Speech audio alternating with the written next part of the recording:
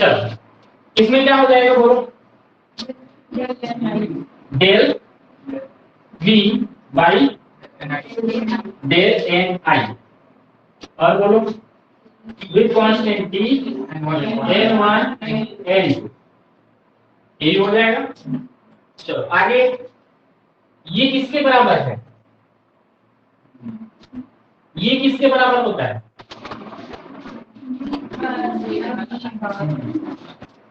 ठीक है, क्या हो जाएगा इसके बराबर में ये, ठीक है। अब देखो इसमें माइनस नहीं है ना, उसमें माइनस था लेकिन यहाँ माइनस नहीं रहेगा, क्या होगा del mu i divided by del P with constant T n one n two is equal to V bar i, ठीक है। ये क्या होता है, तो यह दिखाता है जो chemical potential with respect to pressure वह किसके बराबर होता है, V बार आई, V क्या है,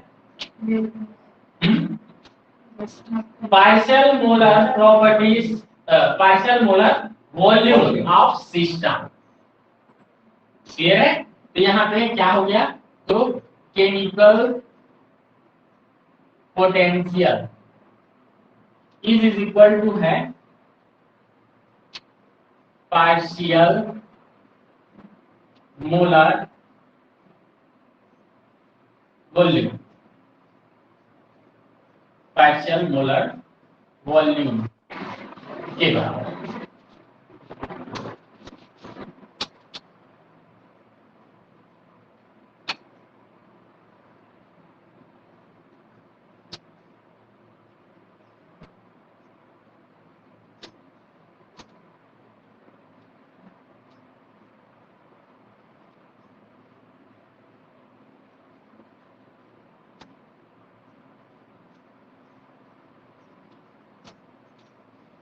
तो केमिकल पोटेंशियल इतना इसमें देखेंगे, और भी है लेकिन उधर का यूज नहीं है, मान करके चल।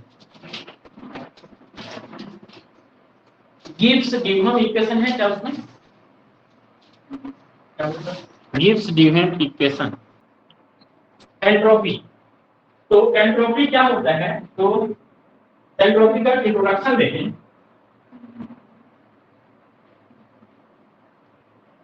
इंट्रोडक्शन, तो सिंपल से इंट्रोडक्शन में क्या बोलते हो, एंट्रोपी क्या होता है बोलते हो, ऊर्जा जिसे वर्क में कन्वर्ट ना किया जा सके, ठीक है। क्या बोलते हैं, सिस्टम की अव्यवस्था की माप, ठीक है। इसमें बोला जाता है कि जो एंट्रोपी होता है, एंट्रोपी इज अ मेजरमेंट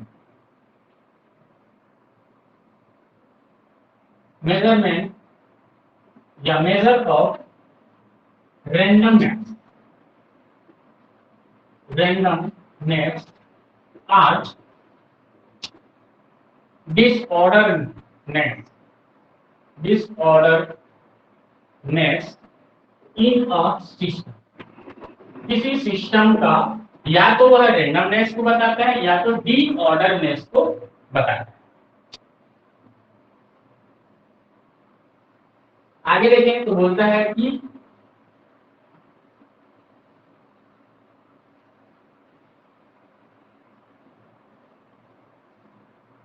जिस सिस्टम में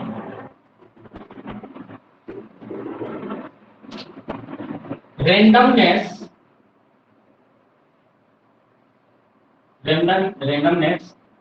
मोर होगा,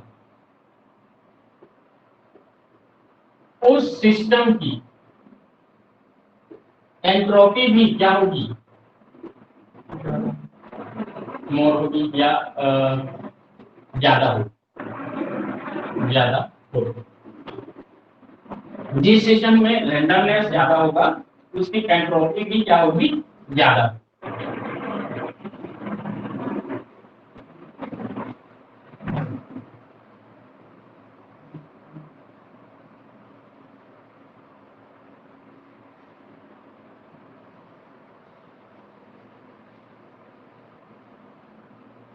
इन साइक्लिक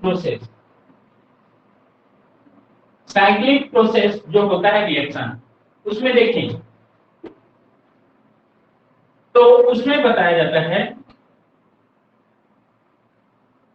कि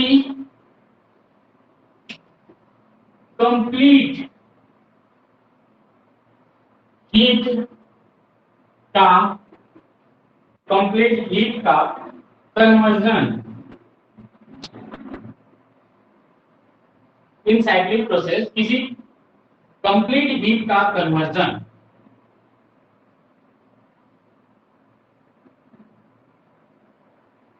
वर्क में नहीं हो सकता, वर्क में नहीं होता है, अर्थात 100% हीट का वर्क में कन्वर्ट होना संभव नहीं। ये तो पढ़े होंगे, ठीक है। साइक्लिक प्रोसेस में देखें तो जो कंप्लीट हीट होता है उसका कन्वर्जन वर्क में नहीं हो सकता, अर्थात 100% जो हीट होगा वह 100% वर्क नहीं देगा, कुछ न कुछ क्या हो जाते हैं, व्यय हो जाते हैं, ठीक है। तो 100% कन्वर्ट होना संभव नहीं होता। अकॉर्डिंग टू कोऑर्डिनेट साइकिल, अब इसको कोऑर्डिनेट साइकिल के बेसिस पर एक्सप्लेन करने जा रहे हैं। अकॉर्डिंग टू कोऑर्डिनेट साइकिल,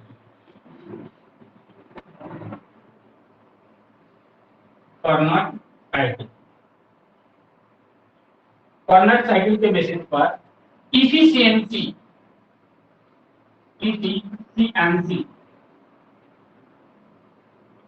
जिसको हम लोग किससे दिखाते हैं, क्या है ये,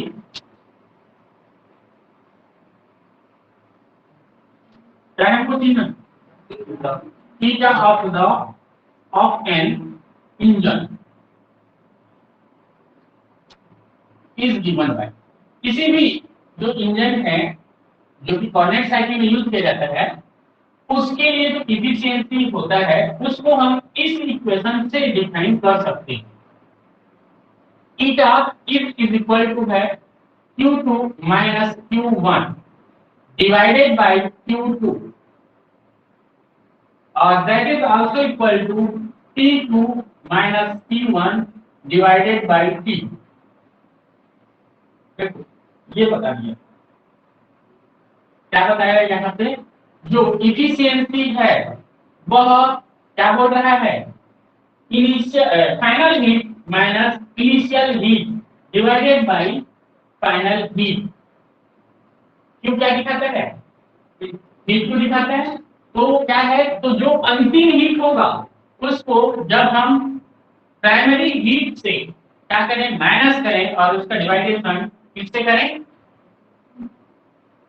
फाइनल हीट से, तब हमको इफिशिएंसी प्राप्त होती है, इंजन दक्षता जिसको इफिशिएंसी मींस दक्षता होता है, ठीक है। वैसे ही टेम्परेचर के इंस्पेक्टर देखें तो फाइनल टेम्परेचर में प्राइमरी टेम्परेचर को घटा दें और उसका डिवाइडेशन किससे कर दें, फाइनल टेम्परेचर, तब हमको क्या मिल जाएगा, तो इंजन की दक्षता प्राप्त होती है। ये यहाँ पे बताया गया।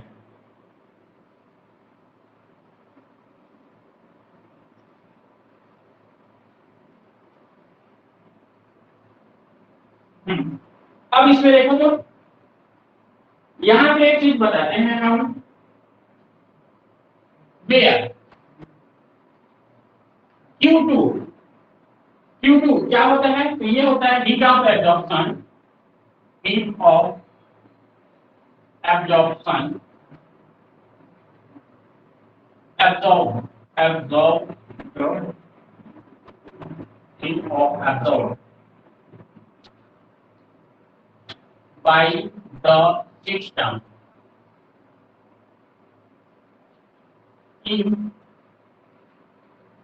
temperature T। Q2 क्या है, वो होता है हीट ऑफ एब्जॉर्प्शन, सिस्टम के द्वारा एब्जॉर्ब किया हुआ हीट है, तो अब जब टेम्परेचर 2 दे रहे हैं तब, ठीक है। इसी प्रकार से Q1 क्या होगा, तो ये भी क्या होगा, heat of absorbed by the system की टेम्परेचर T1, टेम्परेचर T1 पर हीट होगा। Hence equation is written as, ये जो इक्वेशन हम यहाँ पे लिखे उसको हम ऐसा लिख सकते हैं, कैसा, तो ये देखो 1 minus Q1 by Q2, 1 minus Q1 by Q2 is also equal to 1 minus Q1 by T2। इस इक्वेशन को हम ऐसा लिख सकते हैं, लिख सकते हैं कैसे,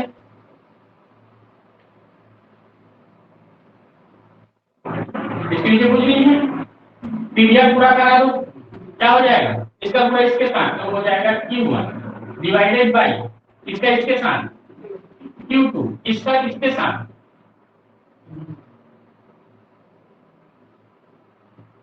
ठीक है। ऐसा ये भी हो जाएगा, तो क्या है ये, इसका इसके साथ T2 T1 बाई इसका इसके साथ, इसको हम ऐसा लिखते हैं, क्लियर है। तो नीचे वाले को मिटा दो, जरूरत नहीं है क्योंकि उसको एक बार लिख चुके हो रहे थे, तो यहाँ पे ये हो गया।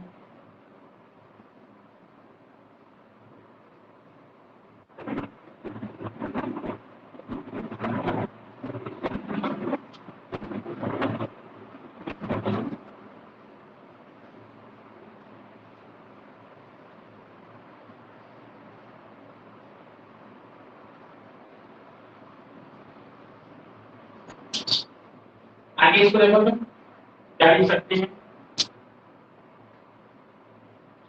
Q1 by Q2 equal to 1 minus T1 by T2। इधर देखो तो ये कैसा है, प्लस में इस साइड आएगा, होगा 1 ये किस में है,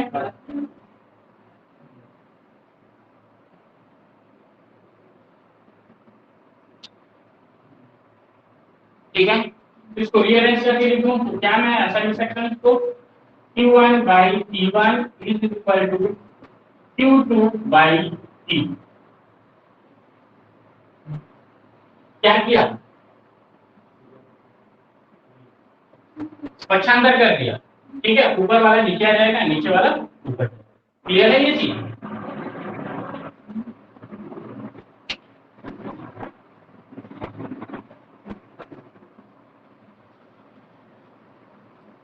इस इक्वेशन को जनरली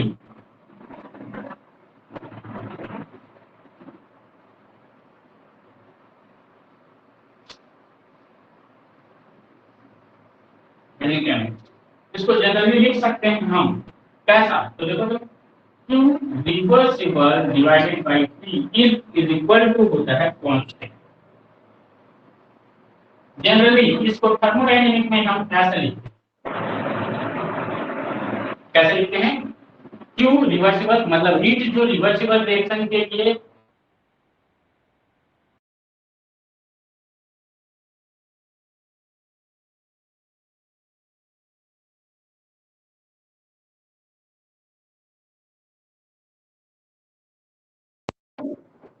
Q रिवर्सिबल ये क्या होता है, यह रिप्रेजेंट करता है, represents the heat absorption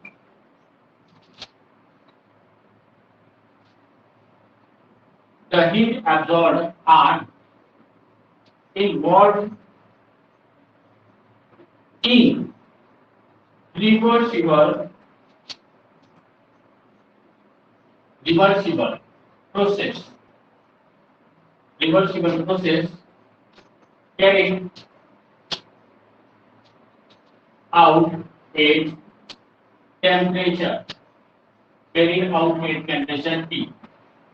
मतलब क्या है, रिवर्सिबल प्रोसेस में टी टेम्परेचर पर जो हीट एब्जॉर्प्शन होता है रिवर्सिबल रिएक्शन के लिए, उसको हम क्यू रिवर्सिबल से दिखाते हैं।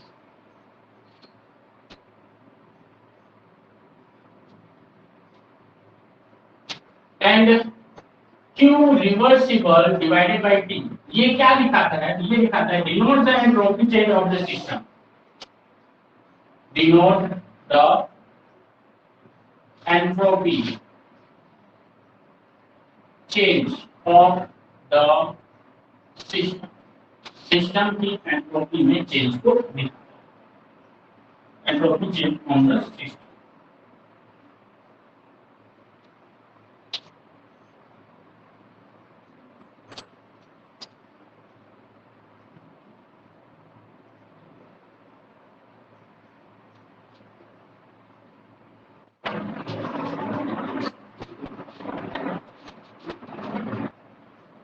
आगे देखिए, तो आगे इसमें बताते हैं हम लोग नेगेटिव साइन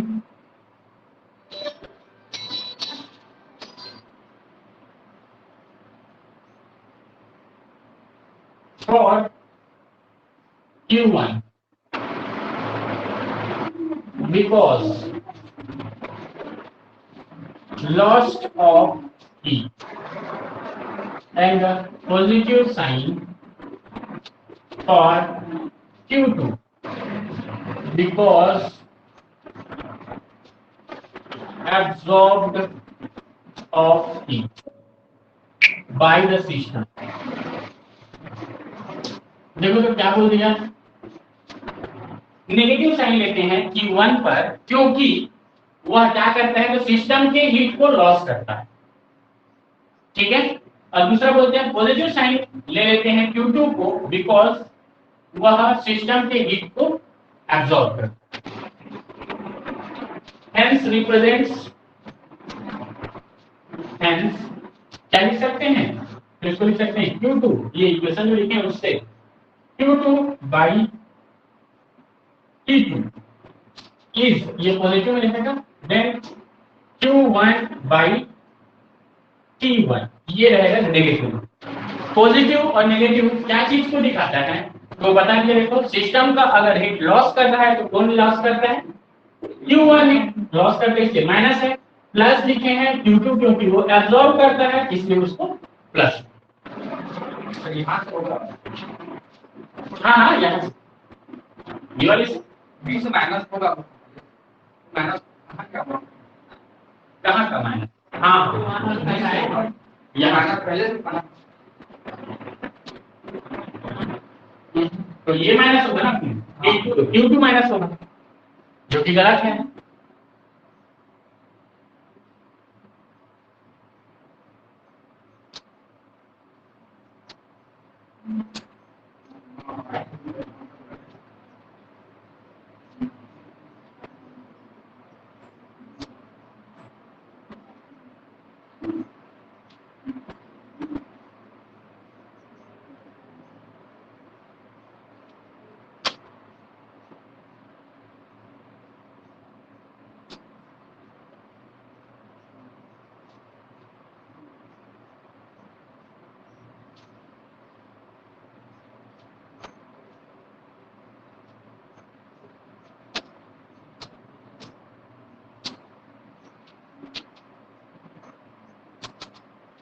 चलो आगे देखें, तो इसमें क्या हो गया, ये है।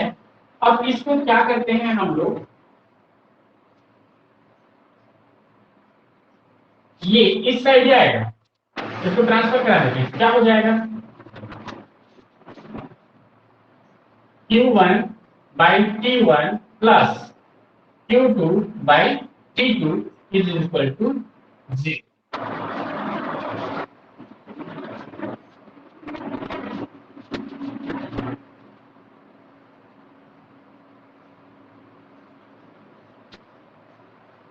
ये हमको प्राप्त होता है। तो यहाँ पे अब आगे हम लोग बोलते हैं कि जो कोऑर्डिनेट साइकिल होता है, कोऑर्डिनेट साइकिल को isothermal, isothermal and adiabatic, and adiabatic processes में क्या होता है, तो रिवर्सिबल होता है। कॉर्नर साइकिल जब पढ़े थे तो उसमें बताया गया था कि वह आइसोथर्मल मतलब टेम्परेचर क्या होगा, कांस्टेंट होगा, रिमेन कांस्टेंट, और एडियाबेटिक मतलब प्रेशर कांस्टेंट। ठीक है, मतलब टेम्परेचर और प्रेशर दोनों अगर कांस्टेंट हैं तो उस कंडीशन में कोऑर्डिनेट जो साइकिल होगा वह कैसा होता है, रिवर्सिबल होता है। इसलिए हम इसके लिए इक्वेशन दे सकते हैं, summation q reversible divided by t is also equal to 0. Summation of q reversible divided by t is also equal to 0.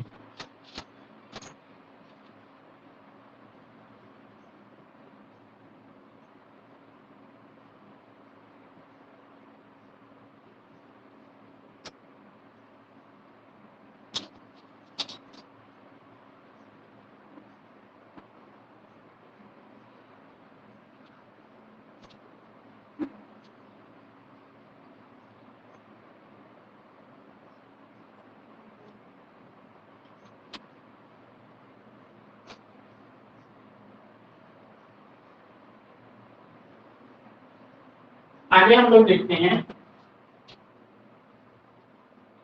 Physical significance of entropy. इसमें और है रहने को, लेकिन इतने तक मेन इसका क्या है, आइसोथर्मल प्रोसेस और एडियाबेटिक सिस्टम में जो कोऑर्डिनेट साइकिल होता है वो रिवर्सिबल होता है।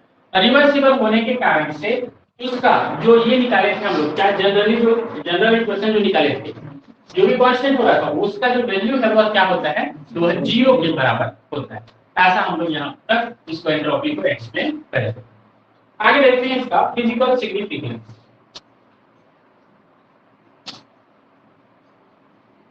फिजिकल सिग्निफिकेंस, फिजिकल सिग्निफिकेंस में हम देखें तो सबसे पहला है, पहला सिग्निफिकेंस क्या, तो इसका entropy is a disorder of the system. Entropy is a measurement of the disorder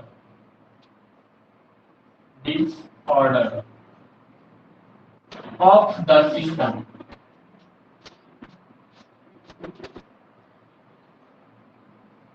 entropy क्या होता है, तो यह एज अ मेजरमेंट होता है of the disorder of the system. Disorder मतलब किसी सिस्टम का जो डिसऑर्डर है उसका मेजरमेंट होता है एंट्रोपी। तो उसके बेसिस पर यहाँ पे हम लोग इसका एक्सप्लेनेशन दे सकते हैं। क्या एक्सप्लेनेशन दे सकते हैं, तो वही है इसका significance. It has been observed that all spontaneous process flow of heat from a heat into hot into cold in diffuse of a salt from a concentration to dilute solution। Entropy, it is also seen that that this spontaneous process lead to increase in disorder of the system, therefore entropy is regarded as a measurement of disorder and the। तो इसमें बताया जाता है कि spontaneous process किसको बोलते हैं पता है,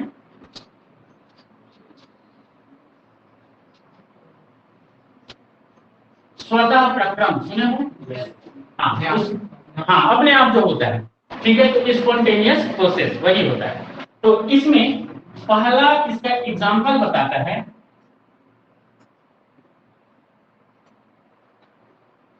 तो इस एग्जांपल में क्या बताता है, तो पता है कि हीट जो है, हीट का फ्लो, हीट फ्लो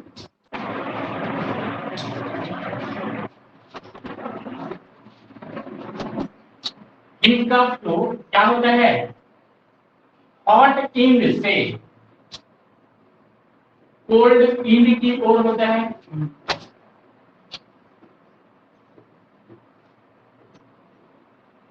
ठीक है, देखो ये क्या है, स्पॉन्टेनियस प्रोसेस है। क्षण के एक साइड को गर्म करोगे, ऑटोमेटिकली वह दूसरे साइड जाएगा। किधर जाएगा? जिधर ठंडा रहेगा उस साइड जाएगा उसका गर्मी। ठीक, तो ये स्पॉन्टेनियस प्रोसेस है। दूसरे स्पॉन्टेनियस प्रोसेस देखें तो इसमें बोलता है कि डिफ्यूजन। डिफ्यूजन देखे होंगे, डिफ्यूजन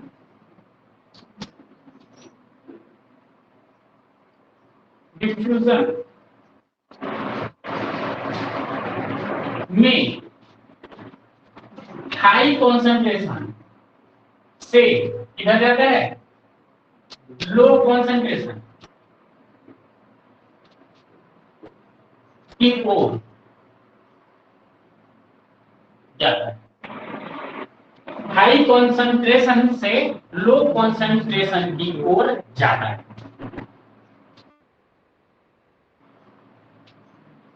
अब इसमें बताओ रिडंडेंस कैसे बढ़ रहा है? हॉट से कोल्ड की ओर जा रहा है तो रिडंडेंस कैसे बढ़ा, और हाई कॉन्सेंट्रेशन से लो कॉन्सेंट्रेशन की ओर जा रहा है तो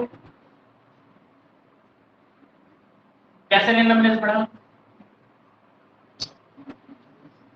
पहले जो हॉट यहाँ के जो मॉलिक्यूल है वो पहले 30 हो जाती कोल्ड तरफ गए तो वहां हीट हुआ, वहां पे भी देखो एक मान लो क्षण, ये कौन सा इंड है? हॉट, और ये कौन सा इंड है? कोल्ड। ये डॉट डॉट डॉट क्या बता रहा है? गर्म है, लाल चीज को दिखा है। ठीक है, लाल दिखते रहता है। जैसे क्षण को अगर गर्म करोगे तो क्या हो जाएगा? वो लाल दिखता है। हॉट है कि इधर ये जाते जाएगा तो एक साथ ऐसे ही ऐसे नहीं जाएगा, ये कैसे जाएगा? देखो इसका जो स्थिति है और इसका स्थिति, किसका रेंडमनेस ज्यादा है? किसमें अव्यवस्था ज्यादा है? कोल्ड में। क्यों? क्योंकि वो धीरे धीरे जाएगा तो वो बिखराव में जाएगा। कहने का मतलब ये है जरूरी नहीं है जैसे ये यहाँ इधर गर्म किए इधर तो ये सीधा सीधा जाएगा, जरूरी है क्या? नहीं। क्या करेगा? इधर जाते रहेगा, लेकिन ठंडा है तो उसको मेंटेन कर लेगा, नॉर्मल करेगा, फिर इधर से जाने का प्रयास करेगा, फिर इधर से जाने का प्रयास करेगा। तो इसमें क्या होगा? तो इधर का रिडंडेंस क्या होगा? इसका कम। ऐसे ही कॉन्सेंट्रेशन की बात करें तो देखो तो एक ब्लॉक बना देते हैं ऐसा, ये फुल भरा हुआ है ऐसा, सॉलिड के पार्टिकल्स इसमें अच्छे से भरे होंगे। ठीक है, ये कॉन्सेंट्रेटेड कॉन्सेंट्रेटेड, और ये क्या है? हाई, और ये लो। तो बोलो डिफ्यूज होगा, एक साथ सब हो जाएगा तो क्या होगा? थोड़ा थोड़ा होते जाएगा। तो रेंडमनेस किधर जाता है? लो कॉन्सेंट्रेशन की ओर। रेंडमनेस हाई में ज्यादा ज्यादा है मॉलिक्यूल तो रेंडमनेस होगा, इतना सब व्यवस्थित है, ज्यादा कॉन्सेंट्रेशन है वहां पे वो व्यवस्थित है इसलिए गर्म हुआ। गर्म हुआ तो अव्यवस्थित है। कैसे होगा? अव्यवस्थित हो जाता है। कैसे अव्यवस्थित? एनर्जी मिल रही है ना, उसे हम लोग हीट कर। दूसरा इसका सिग्निफिकेंस देखें तो दूसरा सिग्निफिकेंस में हम बता सकते हैं entropy is a measurement of a probability. Entropy is a measure of probability. Probability किसको बोलते हैं बताओ तो? प्रायिकता। प्रायिकता मतलब पाए जाने की संभावना। ठीक है, तो यह क्या है? तो एंट्रोपी जहां पे ज्यादा होगी प्रोबेबिलिटी क्या होगी?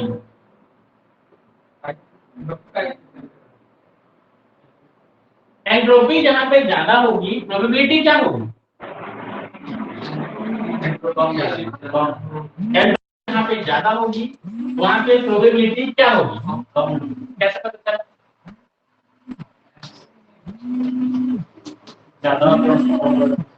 ज्यादा व्यवस्था होगा तो वहां पे पार्टिकल्स की या हीट की या कॉन्सेंट्रेशन की या सॉलिड की पाए जाने की संभावना कम है। इसी एग्जांपल से इसको एक्सप्लेन कर सकते हैं। देखो हीट है, हीट की मात्रा ज्यादा है तभी ये हॉट हुआ।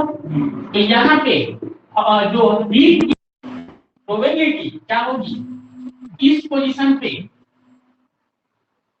हीट की प्रोबेबिलिटी ज्यादा होगी और एंट्रोपी कम। क्लियर है? एंट्रोपी कम मतलब प्रोबेबिलिटी ज्यादा। इधर देखें, इसकी ज्यादा होगी तो प्रोबेबिलिटी होगी। क्यों होगी? क्योंकि इधर तो गर्म है ही नहीं, मतलब हीट की मात्रा जो है वह बहुत कम है। ऐसे ही इसको देखो कंसंट्रेशन में, ये समझ में आए, हाई कंसंट्रेशन है, हाई कंसंट्रेशन में एंट्रोपी क्या होगी? क्यों? क्योंकि सॉलिड की मात्रा सॉल्यूट की वहां पे बहुत ज्यादा है, तो उसमें रेंडमनेस कम होगा, लेकिन प्रोबेबिलिटी क्या होगी? ज्यादा होगी। क्योंकि देखो ये उतने में पूछ रहा हूं कि एंट्रोपी कितनी है, कौन ज्यादा होगी, तो इसमें क्या बोलोगे? एंट्रोपी जो है कम होगी क्योंकि वेल अरेंज्ड है, प्रोबेबिलिटी ज्यादा होगी क्योंकि उतने ही ब्लॉक के बहुत ज्यादा पाए जाते हैं। क्लियर है ये चीज? ऐसे ही इधर देखो तो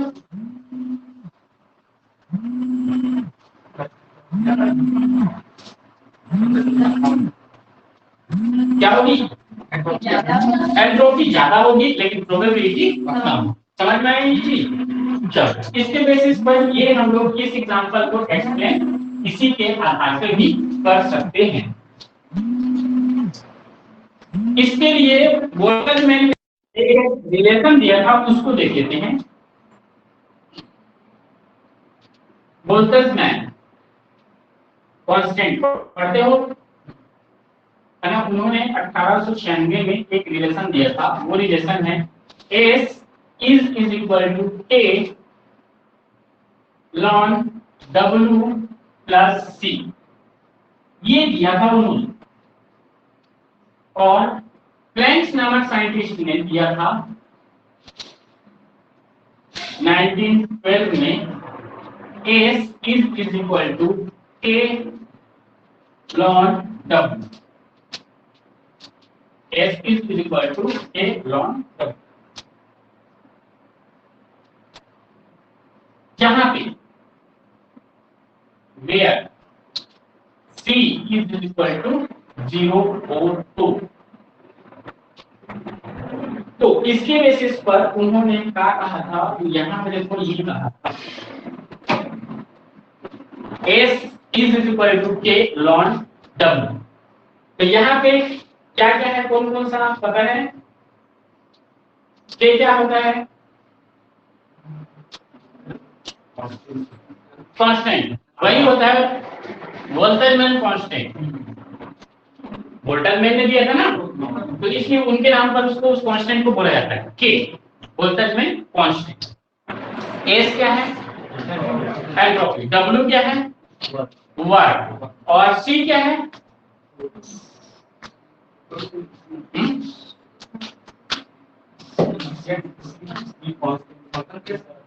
कॉन्सेंट्रेशन है। तो यहाँ पे क्या मान के चल रहे हैं, अगर कॉन्सेंट्रेशन 0 है, कांस्टेंट है, तब के कंडीशन में जो एंट्रोपी है वह उसके वर्ग के लॉगिन के बराबर हो। ठीक है? और यहाँ पे के क्या है, तो बोल्ट्जमैन कांस्टेंट की बेसिस। तो ये चीज यहाँ पे बताया गया है।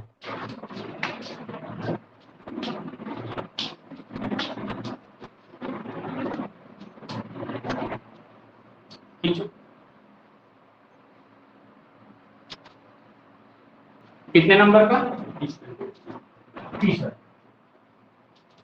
तीसरा क्या है? इसमें बताते हैं कि entropy is a measure of unavailable energy. Unavailable जो एनर्जी होती है, पढ़े हैं देखो तो, अनअवेलेबल एनर्जी, अवेलेबल एनर्जी कहाँ पे पढ़े हैं, किस चीज में पढ़े हैं? हाँ, इंटरनल एनर्जी पढ़ रहे थे, उसमें पढ़े हैं अवेलेबल एनर्जी और क्या पढ़े हैं, अनअवेलेबल एनर्जी। तो यह कैसा रिलेशन रखता है, तो एंट्रोपी जो होता है दैट इज इक्वल टू होता है unavailable level energy divided by temperature.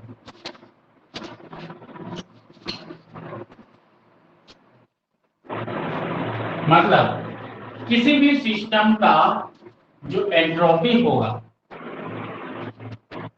वह उसके अनअवेलेबल एनर्जी में उस सिस्टम के टेम्परेचर का डिवाइड करने पर हमको एंट्रोपी प्राप्त हो जाए। ठीक है, अब मैं बोलूं कि किसी भी सिस्टम का अनअवेलेबल एनर्जी निकालना है तो क्या करोगे,